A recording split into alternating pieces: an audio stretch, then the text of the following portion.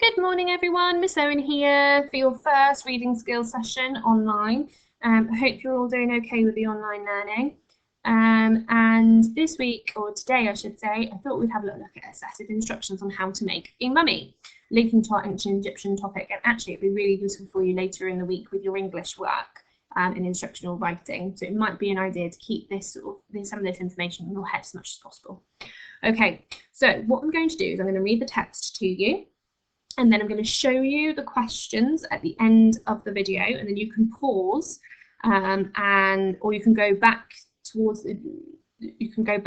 the video to have a little look at the text again, answer the questions as detailed as you can, and then the answers will be at the end of the video. Okay, so how to make a mummy. Do you want to make a mummy? Firstly, you're going to need a dead person.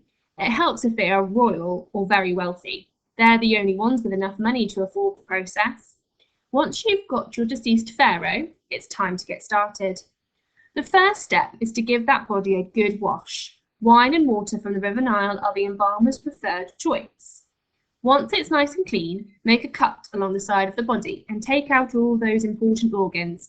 It's probably a good idea to put them somewhere safe. You'll be needing them later. Okay, I won't lie to you. The next bit is the worst. You will need a special hook, small enough to fit up a nostril. Push it up into the skull and wiggle it around a lot. This should scramble the brain and allow you to retrieve it piece by piece. Don't worry, us ancient Egyptians believed that the brain is a pretty useless organ. Hopefully your pharaoh should be feeling pretty gutted about now. Did you see what I did there? Pick up the liver, lungs, intestines and stomach. You did keep them, I hope, and give them a good clean. Place them carefully into the set of canopic jars, making sure to put them in the correct ones. Give the heart a wash and place it back into the body. Anubis will need that to weigh their soul. Grab your bucket of natron, a special ancient Egyptian salt, and ram as much of it into the body as you can. Try not to leave any space at all in there. This bit can get quite messy. The natron should soak up all of the moisture. It's probably best to leave it for 40 days or so to do its job. Once your pharaoh has fully dried out, scoop the natron back out. Throw it away. It's horrible on chips. And fill the body back up with spices and old strips of cloth. You don't want it to lose its shape. Finally, grab some strips of your finest linen and wrap the body as tightly as you can. If the person was really popular and you haven't already stolen them, weave some of their jewellery and precious stones into the fabric. Once it's wrapped, put your mummy in a coffin. If you have time, place that coffin into another one. Next stop, the tomb. So that's the actual text itself. And then there's just this little bit at the bottom, which I thought actually could be a really interesting experiment for you to do at home during lockdown.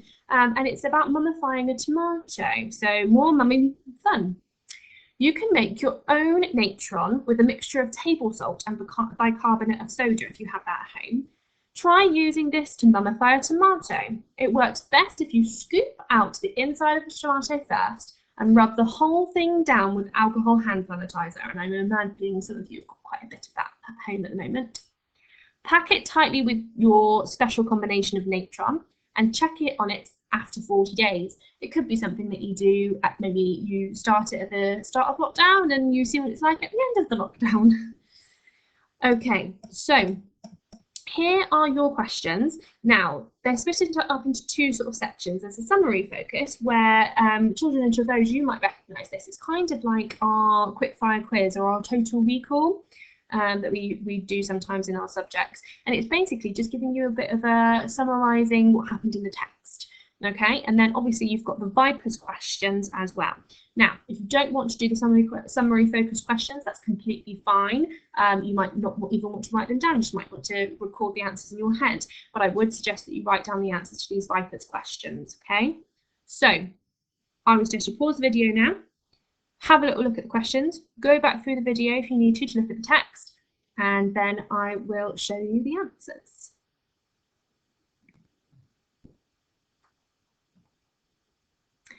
Okay, so let's have a little look at the answers. So these ones here are the answers to the summary questions for you, if you decided to do those, the summary focus questions. And then these are the answers to the Vipers questions.